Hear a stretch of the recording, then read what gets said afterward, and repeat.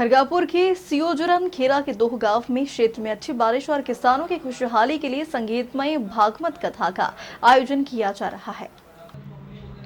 जहां ब्रजधाम बरसाना से पधारी कथावाचक गिरीशानंद गोस्वामी महाराज ने कहा कि भागवत कथा सुनने का पुण्य हर किसी को नहीं मिलता।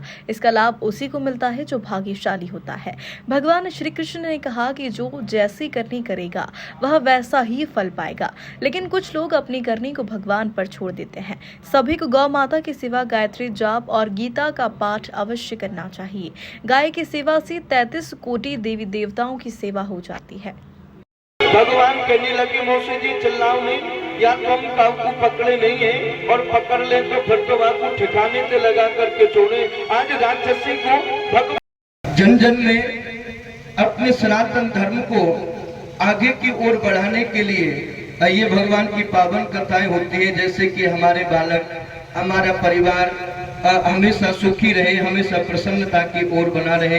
और जहाँ जहाँ ये कथाएं होती है वहाँ उस इलाके का शुद्ध वातावरण हो जाता है, शुद्ध माहौल बन जाता है। इसलिए भगवान के सुंदर पावन कथाओं का अनुष्ठान किया जाता है। हाँ, ये बहुत सुंदर प्रश्न किया है कि हम इस क्षेत्र में पहली बार पधारे हैं।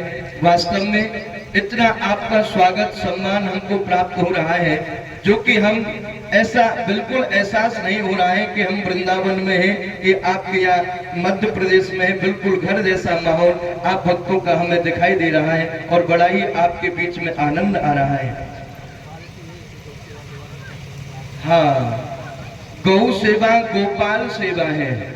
हमारे भैया का बहुत सुंदर प्रश्न कि गौ सेवा के विषय में आप क्या कहते हैं।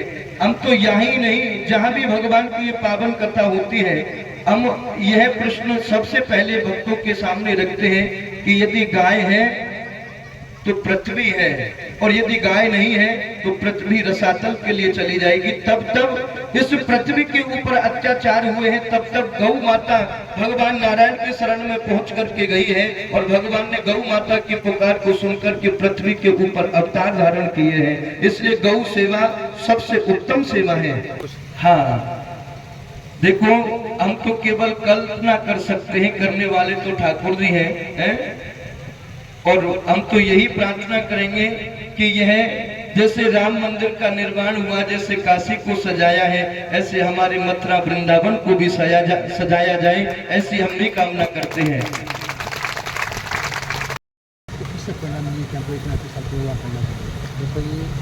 जब हमने सोच लिया कि इधर हमेशा काम करेंगे, बढ़िया धर्म काम तेजी भी करेंगे, तो आगे चल के भगवान हमें बढ़िया बरसा दे, हम किसानों का भला होगा उससे। इसीलिए हम लोग ये धर्म का काम करते हैं। आप पहली बार करा रहे हैं यहाँ पे तो पहली बार करा रहे हैं। लेकिन आगे भी ऐसा होता रहेगा क्या? जैसे ऐसे मतलब इतना बड़ा नहीं करते थे, छोटा छोटा कर लेते थे, अपने परिवार के साथ बैठ के हल्का फुल्का धर्म कर लेते थे। कैसे आपको प्रेरणा मिली? किसके माध्यम से, माता पिता या गुरु के माध्यम से? कैसे आपको ये प्रेरणा लगी है कि हमें भागवत कराएं? अपने आप मेरे को लगा कि चलो अगर आप जितना भी बड़ा धर्म करेंगे उतना भी अपन को बड़ा फल मिलेगा। और हमारे जो सब हम लोग किसान भाई हैं ना, तो धर्म से ही हम लोग का भला होता है। जितना हम धर्म करेंगे उतना ही ईश्वर हमको अच्छे से देता है, पानी भी बरसाता है, उपज भी बढ़िया देता है। इसलिए हमको लगता है कि हर किसान भाई को धर्म करना चाहिए, उससे सबका भला होता है।